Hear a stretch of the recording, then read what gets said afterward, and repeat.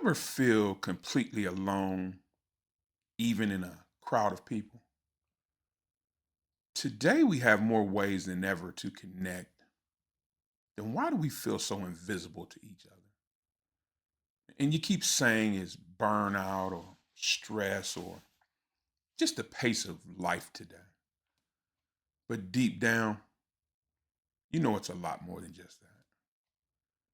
You're not just disconnected from other people, you're disconnected from yourself. You don't laugh out loud like you used to, and you don't trust people like you once did. Hell, you barely even recognize the man in the mirror anymore. But the scariest thing, well, that kind of loneliness, well, that's the kind where you lose yourself.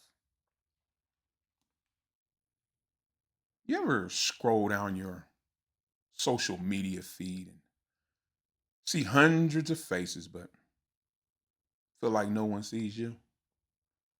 And no, that's not just all in your head, people. That's simply the new normal. You see, we live in a world now that it's flooded with updates and reactions and quick messaging, but no real presence. And I witnessed this firsthand a few months back at my brother's barbecue. And there was my brother standing there at the grill, as usual, messing with the steaks. And actually, they were smelling pretty good. And he swears to God no one can cook them like he can, but I beg to differ. And all the kids running around in the yard, chasing each other and tearing up the grass. Thank God it wasn't my yard. And that old Leonard Skinner Freebird, man, playing in the background. Took me way back, and I do mean way back. And there was these six grown adults up on the deck, standing there side by side. And not one of them looking up from those phones in their hands. No conversation, no acknowledgement of each other, or nothing. And one of the adults up there, their child, he was probably 10. He asked them the same question I know I heard at least three times, and they never acknowledged him. He never even got a reply. And I watched him up there for, oh, maybe an hour, and still nobody talked. And it made me ask myself a question, though. When did getting together start to feel so damn alone? And what happens when the connection that you're missing the most isn't with other people, but with yourself? And here's the thing that no one ever likes to talk about anymore. Disconnection, well, it doesn't start with other people. It starts within us. And it starts by us drifting away from ourselves and from the things that we value and from the things that keep us grounded. And you slowly start to lose touch with that person that you used to be. And people, let me say this as plain as I can say it.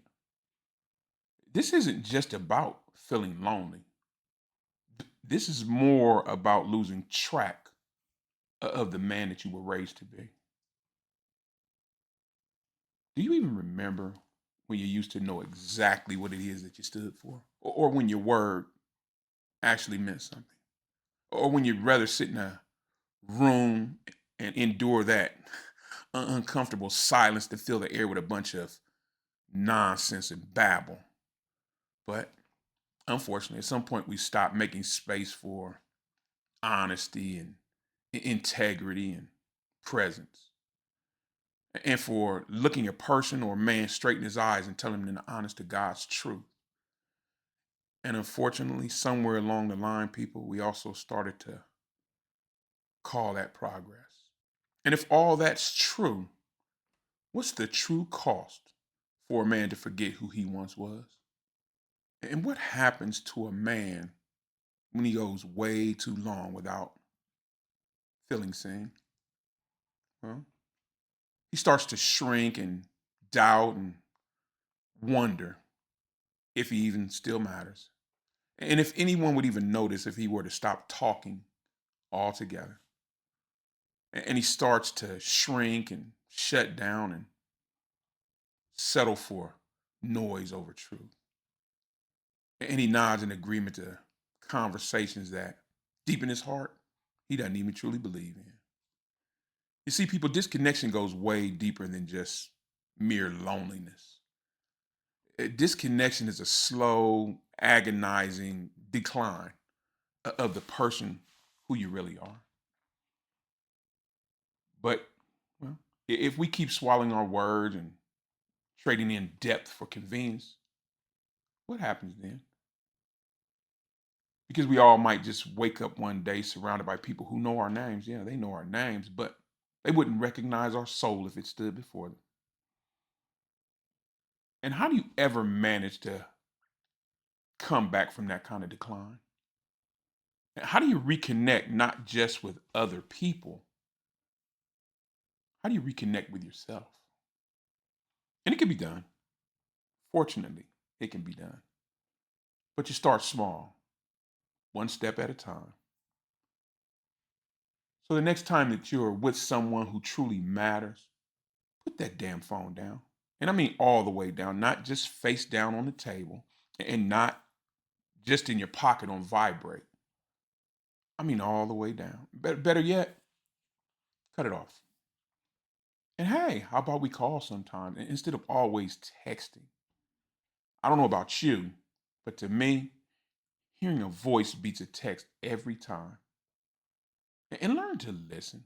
And listen without just wanting to speak or letting your mind race ahead and thinking about what you want to say next. You know? And when was the last time that you can truly say you just sat and listened and absorbed someone else's words? And let's start making eye contact again, too. You know, the kind of eye contact that makes people get a little nervous because they're not used to it. It's so rarely done nowadays. And let's start to speak those hard truths again. You know the ones like, I've missed you, or I may need your help with this, or how about this one? You know what you did? Well, that really hurt me. And let's also start to ask those tough questions, people. You know, the ones that no one seems to be asking anymore because they don't recognize the signs. The ones like, hey, brother, I've noticed you. And what's been hanging heavy on your heart today? Let's talk. And let's rebuild your inner circle. And with people who see you, not just know you, the kind of people who know that something's off by the way your voice sounds, or the ones who'd rather have one real conversation a month with you than have you text them every day with just about nothing. And let me ask you this, family. What's the one real connection that you've lost over time or for whatever reason that you really wish you could rebuild? Is it that old fishing buddy that you had so many good times out on the water with and you haven't, for whatever reason, called him in years? Or is it that brother or other family member that, for whatever reason, you only talk to at funerals now? It happens. Oh, I know. What about that kid down the block, the one who used to look up to you so much? How's he been? And what's the one conversation that you know in your heart you've been avoiding? And not because you don't care, but because you might actually care too much. Is it that apology that you've been withholding, or that question that you just might not want to hear the answer to? But what happens if you let another year pass by and you don't speak those words that you know need to be spoken? Or better yet, I'll tell you what, just let me know what real connection looks like for you these days. Because if you're truly disconnected from everything, well, maybe it's at least time you try to reconnect with yourself. And know this too, people. Your story indeed does matter. And not just to me, but to the guy who's watching this video and he's thinking to himself that he's the only one struggling with this kind of stuff. Well, brother, you're not. Maybe someone in the village needs to hear this. Maybe they're struggling with the same thing, and they need to know that they're not alone. Well, drop it down in the comments and let's make space for what's real again. And let's do it together. And if you found solace or comfort or this topic resonated with you, hit that like button, subscribe, and please, by all means, share it with someone who needs to hear this. And I thank you again for pulling up a chair with me and letting me be in your ear. And as always, people, let's continue to build this village together.